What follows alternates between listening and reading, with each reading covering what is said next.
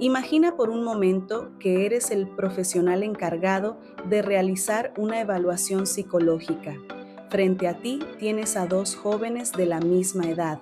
Ambos realizarán exactamente la misma prueba, recibirán las mismas instrucciones y tendrán el mismo tiempo para responder.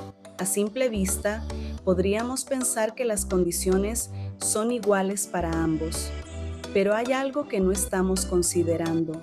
Uno de ellos ha crecido en una zona urbana, está familiarizado con el vocabulario utilizado en la prueba y ha realizado evaluaciones similares anteriormente. El otro proviene de una comunidad rural, utiliza algunas expresiones lingüísticas diferentes y nunca antes ha realizado una prueba psicológica estandarizada. Al finalizar la evaluación, uno obtiene una puntuación alta y el otro una considerablemente menor. Pero surge una pregunta. ¿Significa esto que el primero tiene mayores capacidades?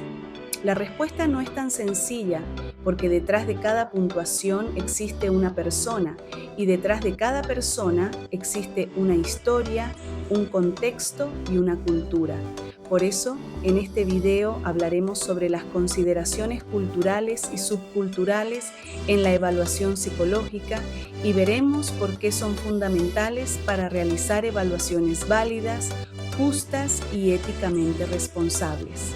Para comprenderlo, primero debemos hacernos una pregunta. ¿Qué tiene que ver la cultura con una prueba psicológica? Mucho más de lo que podríamos imaginar.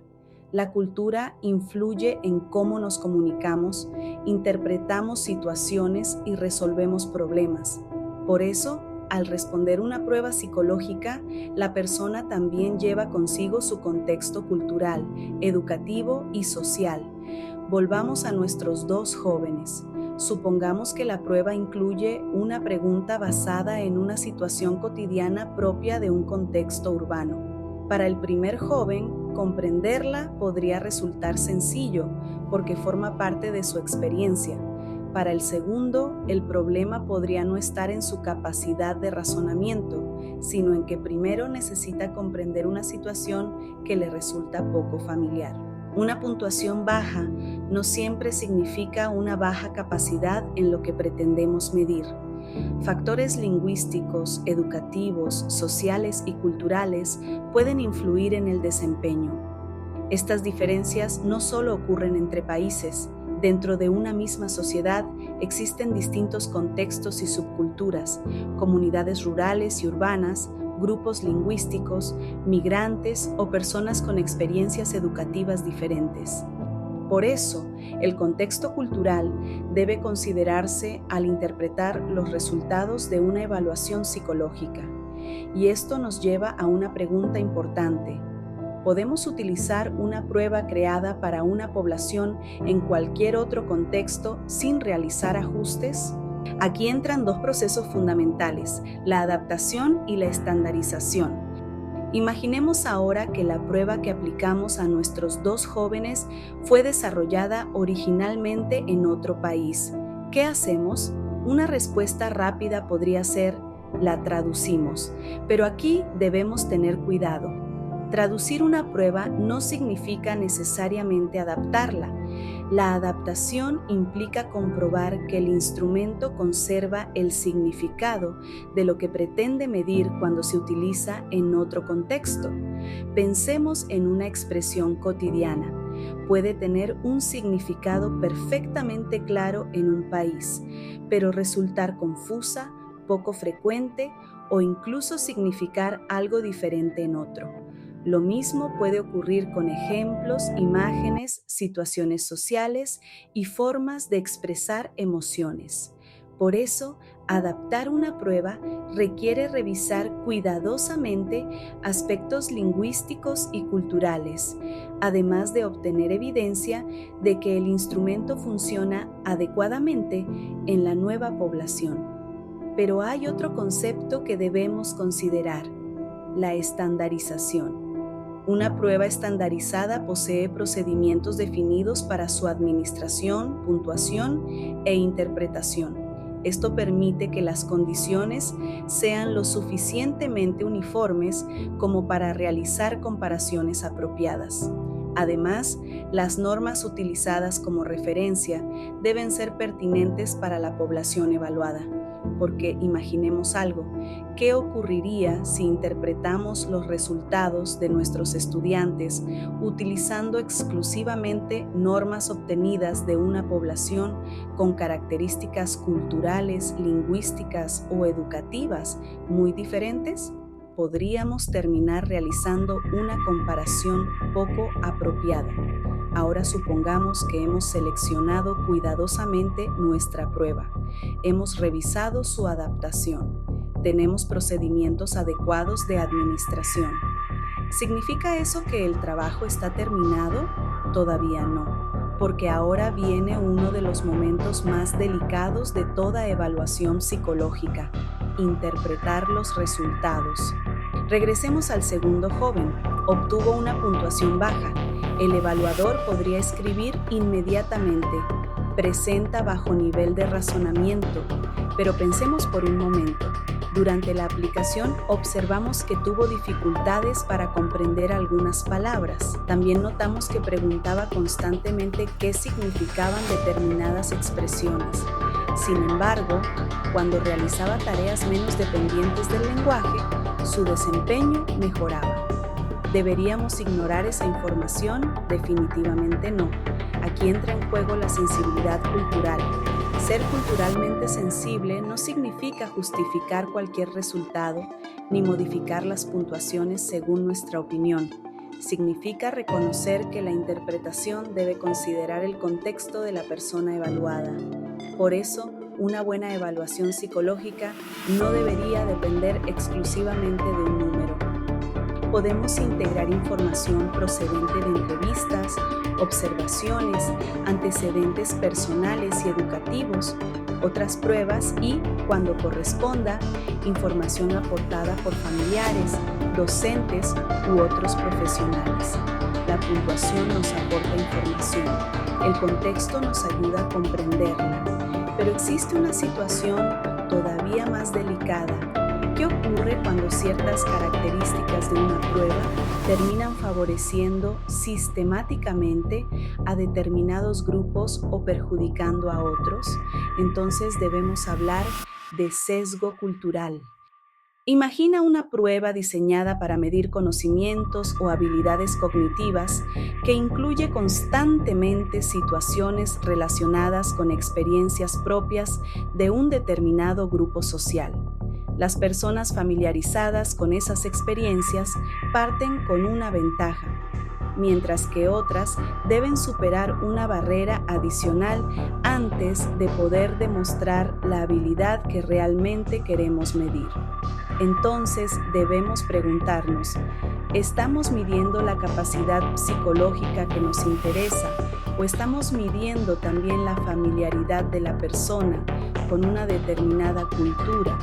El sesgo cultural puede aparecer cuando determinados elementos del instrumento, de su aplicación o de su interpretación favorecen o perjudican sistemáticamente a determinados grupos por razones ajenas al constructo que pretendemos evaluar, y esto puede tener consecuencias importantes. Una interpretación sesgada puede influir en diagnósticos, procesos educativos, selección de personal, orientación académica e incluso decisiones relacionadas con oportunidades y acceso a determinados servicios. Por eso necesitamos aprender a identificarlo. ¿Cómo podemos saber que estamos frente a un posible sesgo? No siempre será evidente. En nuestro caso, podríamos comenzar observando algunas señales. El joven presenta dificultades con determinadas expresiones lingüísticas. Algunos ejemplos utilizados en la prueba no forman parte de su experiencia cotidiana. Su rendimiento disminuye especialmente en los ítems con mayor carga cultural o lingüística, pero mejora cuando las tareas requieren menos conocimiento contextual. Todo esto nos invita a investigar. Los sesgos pueden aparecer en el lenguaje. cuando las palabras utilizadas dificultan innecesariamente la comprensión. También pueden estar presentes en el contenido, cuando los ítems dependen excesivamente de experiencias propias de determinados grupos. Pueden relacionarse con las normas de comparación, si la muestra utilizada para construirlas no representa adecuadamente a la población evaluada. E incluso pueden surgir durante la interpretación, cuando el profesional atribuye automáticamente una puntuación a una característica psicológica sin considerar explicaciones alternativas. Por eso, identificar un posible sesgo requiere observar más allá del resultado final.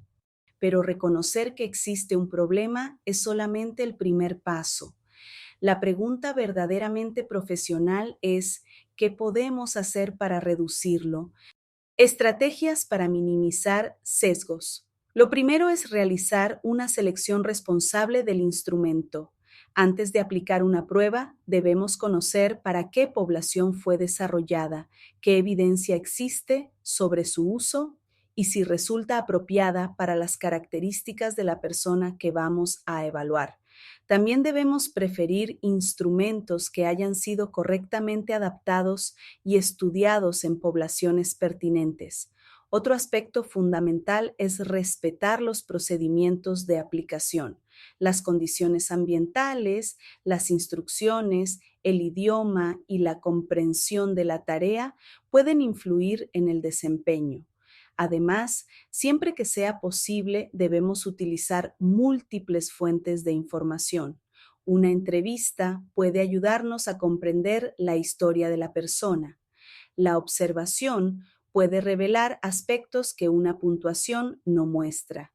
Los antecedentes educativos y sociales pueden contextualizar determinadas respuestas, y otros instrumentos pueden ayudarnos a contrastar nuestras hipótesis.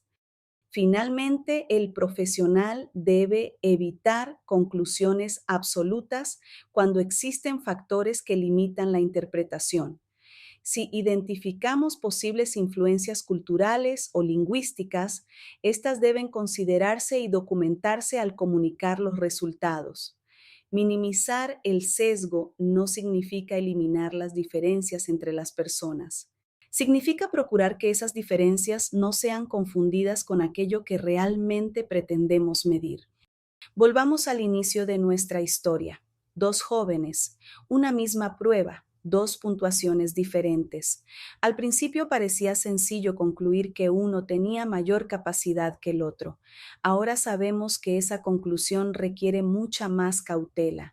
Quizás realmente existen diferencias en determinadas habilidades, pero también podrían existir factores culturales, lingüísticos, educativos o contextuales influyendo en los resultados.